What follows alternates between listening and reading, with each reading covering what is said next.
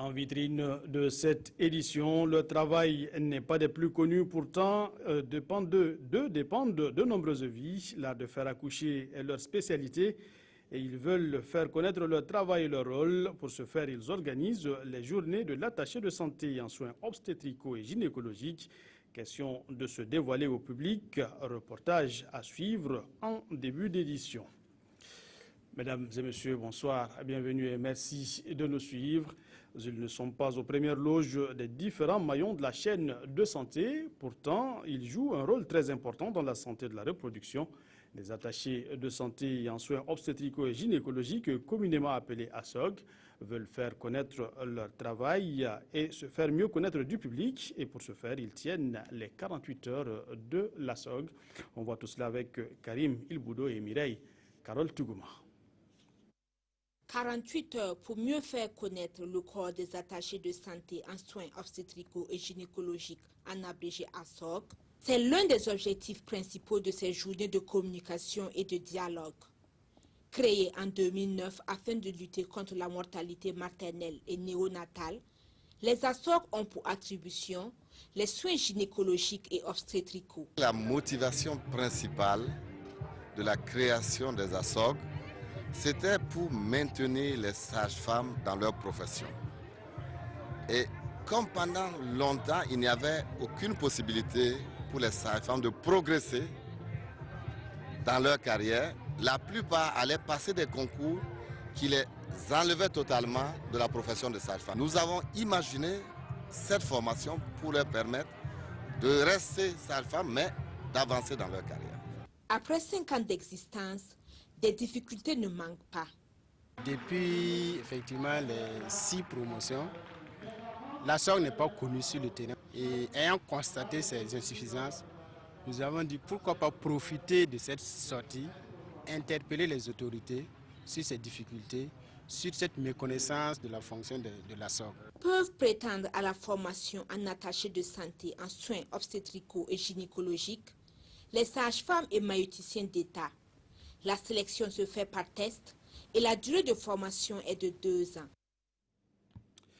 Donner une seconde chance aux personnes souffrant de handicap mental, c'est la bonne résolution de l'association Sauvons le Reste.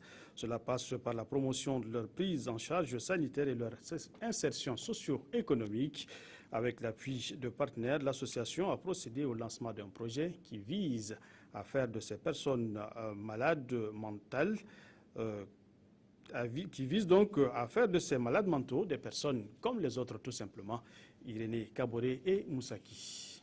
Venir en aide à des malades mentaux au Burkina Faso semble être un geste difficile à accomplir pour certains. Et pourtant, les personnes vivant avec un handicap psychosocial, généralement appelés fous, sont nos frères et sœurs. Pour changer donc le regard discriminatoire envers ces malades, l'association Sauvons le Reste compte faire de leur prise en charge et leur insertion socio-économique son cheval de bataille à travers le projet Seconde Chance. Pour nous, c'est limiter la stigmatisation, le rejet envers ces personnes-là qu'on a élaboré ça. Et suite à ça, on aura des activités de sensibilisation, de counseling, de plaidoyer, vraiment pour que ces personnes-là puissent retrouver leur famille et accepter par leur famille. Pour le président de l'association, il s'agit dans cette bataille de donner une vie normale à des malades mentaux. Et cela passe par une conjugaison d'efforts entre les responsables sanitaires, ceux en charge de l'action sociale, la police et les familles. Le projet Seconde Chance va être financé par la mission chrétienne pour les aveugles, CBM. Il y a un fonds qui est prévu pour que ces personnes qui désirent apprendre un métier, qu'on puisse leur donner le matériel d'apprentissage du métier. Il y a également un fonds qui est prévu pour ceux qui sont dans les familles dont les parents n'ont pas les moyens d'acheter les médicaments psychotropes, donc les médicaments qui sont pris par ces personnes-là, et avec l'aide de leur famille pour les aider justement à pouvoir faire face aux charges liées au coût des médicaments. À l'occasion du lancement du projet, les autorités ont aussi procédé à la pose de la première pierre du centre de transit des malades mentaux. Restons dans la région du Nord pour évoquer la célébration du 20e anniversaire de l'association en monde rural. Un jubilé d'émeraude célébré à Leba, c'est à Goursi sous le signe de la capitalisation des formations réalisées au profit des élus locaux. Occasion aussi d'évaluer le chemin parcouru. Irénée Kaboré, Moussaki. La célébration de 20 ans d'existence de l'association monorurale AMR a été un moment pour réfléchir sur les voies et moyens pour une décentralisation effective au Burkina. Les responsables de l'association, les partenaires, les autorités administratives sont ici unanimes que la bonne gouvernance locale passe nécessairement par la formation des conseillers municipaux. Ce renforcement des capacités des acteurs conduit efficacement à une prise de conscience du rôle que doit jouer un élu local selon le coordinateur de l'association. Pour que l'acteur local joue pleinement son rôle, il faudrait qu'il arrive à se faire une idée de ce rôle-là dans ce contexte multi-acteur.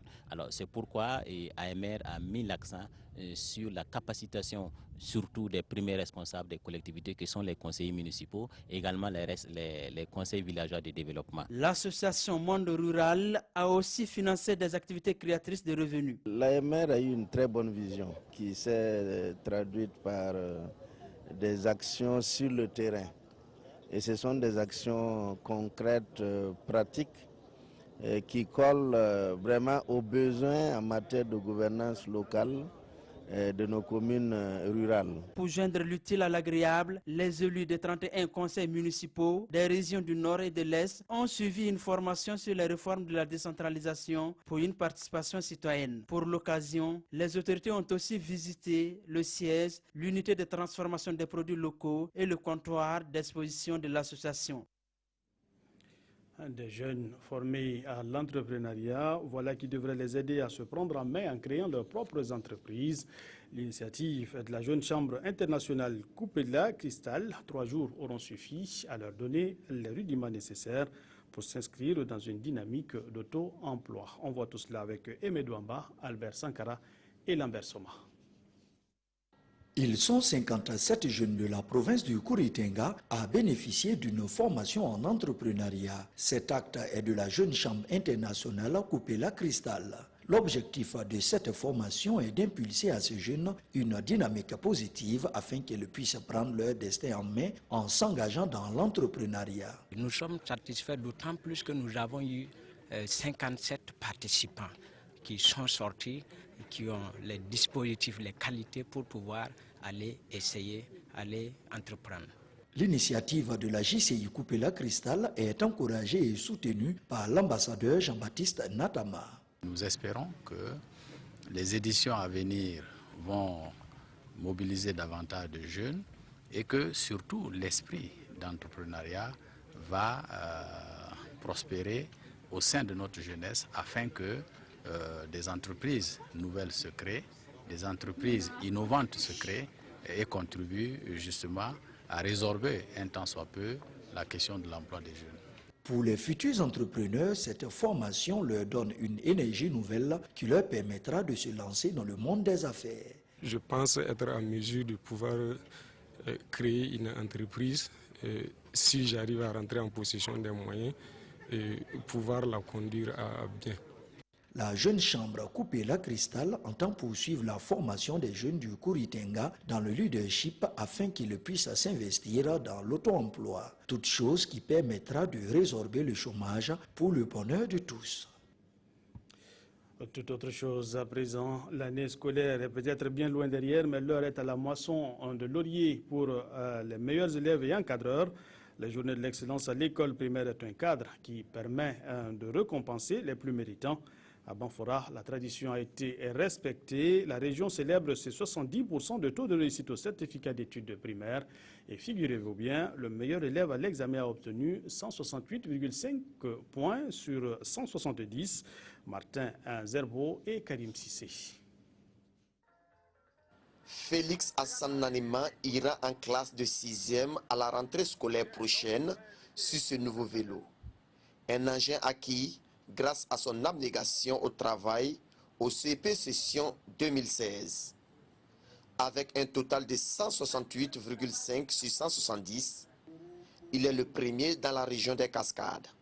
Je vais utiliser ce prix pour encore mieux faire et ainsi montrer ma reconnaissance à ceux qui m'ont donné ce prix. Tout comme cet élève, les acteurs éducatifs des Cascades qui se sont illustrés de par la qualité de leur travail ont tous reçu des prix. Du point de vue du travail, bon, c'est surtout la rigueur puis l'abnégation du travail. Ça va nous permettre encore d'encore travailler davantage pour quand même relever le niveau de l'éducation. Sur 13 364 candidats présentés au CEP cette année dans les Cascades, 8 947 ont été admis, soit un taux de réussite de 66,94%. Ceux qui ont cultivé aussi ont été vraiment sérieux, ils ont mis les efforts nécessaires et la mention a été très bonne. Je pense que c'est un bon score et qui devrait nous enorgueillir et nous devions être fiers de ce que nous avons obtenu comme résultat. Les différents intervenants ont salué le résultat obtenu et ont invité tout un chacun à cultiver l'esprit de l'excellence afin d'être un jour un modèle de réussite sur le plan scolaire. Même son de cloche, cette fois à la cité Karpala dans la capitale Ouagadougou. C'est l'amicale des résidents qui a décidé de récompenser les lauréats aux différents examens issus de la cité.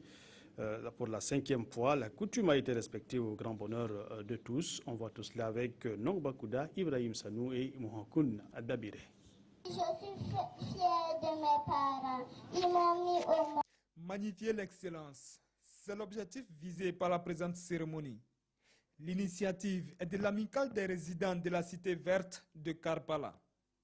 Pour cette 5e édition, ce sont au total 13 lauréats qui ont été récompensés. Honorés par cette distinction, les récipiendaires se disent interpellés à redoubler d'ardeur au travail. Pour sa part, le coordinateur de l'association a félicité les lauréats et les a exhortés à continuer sur cette lancée. À vous, chers lauréats, je vous félicite pour le travail abattu et vous rassure que l'Archevêque sera toujours à vos côtés. Pour ce faire, je vous exhorte à plus d'ardeur au travail, car vous n'avez franchi qu'un seul palier. Pour le commissaire central de police Alexandre Darga et par ailleurs parrain de l'événement, l'individualisme est en train de prendre le dessus. Et cet amical est un bel exemple de solidarité entre voisins. Cette année, le taux d'admission à la cité verte est de 72%. Ceux qui n'ont pas réussi à leur examen ont été encouragés et exhortés à redoubler d'efforts afin de faire partie des lauréats de l'année prochaine. On s'arrête là pour ce soir. Merci de votre fidélité au programme de la RTV. L'information continue sur nos antennes. Bonsoir.